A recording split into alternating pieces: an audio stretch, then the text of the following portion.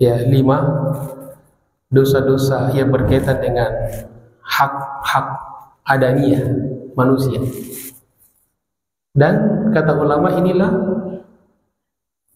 dosa-dosa yang paling banyak, yang paling sering kita temukan, yang paling banyak orang lakukan. Apa itu yang pertama? Dan inilah yang membuat orang bangkrut akhirat. Yang pertama adalah syatama hadza, dosa menghina orang. Kira-kira sekarang ada nggak orang yang menghina orang lain? Banyak nih. Bahkan kadang-kadang menjadi kebiasaan. Begitu gampangnya orang menghina, melabelkan kepada orang atau kelompok dengan kehinaan, merendahkan orang. Bahkan kadang-kadang dalam candaan-candaan kita pun tidak terlepas dari isinya itu adalah penghinaan, merendahkan orang. Nabi ingatkan ini. Gampang sekali. Kemudian yang kedua, wa qadhafa hadza, dosa karena menuduh orang. Gampangnya orang menuduh, ya, menuduh orang salah, padahal orang yang kita tuduh tidak salah. Sementara orang yang salah kita biarkan. Ini polis-polis hukum ya, si anu salah. Kira-kira banyak nggak sekarang? Orang-orang kecil dipaksa ngaku bersalah, sedangkan orang-orang besar yang salahnya itu luar biasa dibiarkan.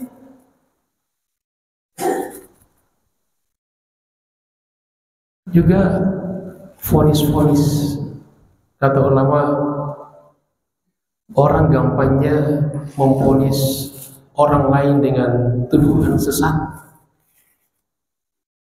Kira-kira sekarang ada nggak orang yang gampang nuduh orang sesat?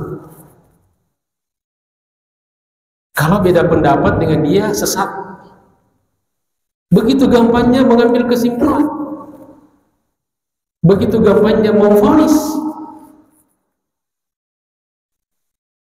Apalagi dalam perkara-perkara khilafiyah, orang-orang perkara-perkara yang ulama berbeda pendapat, itu pilihannya bukan salah benar, tapi benar dengan benar. Makanya lahirlah mazhab. Jadi bukan kalau beda yang lain salah. Begitu gampangnya orang memvonis sesat, menggampangnya orang memvonis musyrik, dan implikasinya itu luar biasa. Kemudian yang ketiga yang disebutkan Nabi juga adalah wa akala mal hadza, dosa makan harta orang lain. Kira-kira banyak nggak sekarang orang yang makan harta orang lain? Melalui pencuri. Masih ada pencuri nggak sekarang? Tiap hari Pak kita lihat pencuri, kita mendengarkan pencurian. Dengan turunan-turunannya, korupsi, sogok menyogok, markup, menipu dan sebagainya. Kemudian yang keempat yang disebutkan Nabi adalah wasafaka dama hadza, dosa membunuh orang. Hampir tiap hari Pak, kalau kita buka medsos, buka berita, selalu ada berita pembunuhan. Nyawa itu begitu murahnya, nyawa itu begitu gampang hilang dari manusia. Kadang-kadang hanya gara-gara persoalan-persoalan sepele. Dulu orang mati syahid, gugur di medan perang karena berperang, menegakkan agama Allah, melawan orang-orang kafir yang menyerang. Baru nyawa pertaruhannya. Sekarang kadang-kadang gara-gara parkiran orang dibunuh. Ada anak membunuh orang tuanya gara-gara hari warisan. Kakak beradik saling berbunuh gara-gara harta warisan. Kemudian yang kelima, yang juga disebutkan baginda Rasulullah SAW, dosa memukul orang, menyakiti orang. Yang kata ulama, memukul di sini ada dua maknanya. Pertama, memukul secara fisik, menyakiti orang secara fisik. Dan yang kedua, menyakiti orang secara psikis. Memang kita tidak pukul, tapi kita teror dia, kita ancam dia, kita takut-takutin dia. Memang kita tidak memukul orang tua kita, tapi kita pukul perasaannya. Kita biarkan sendiri di rumah tanpa kita jenguk. Kita biarkan dia masuk di rumah sakit, bahkan di panti jompo. Kurang durhaka apa kita sebagai anak kepada orang tua?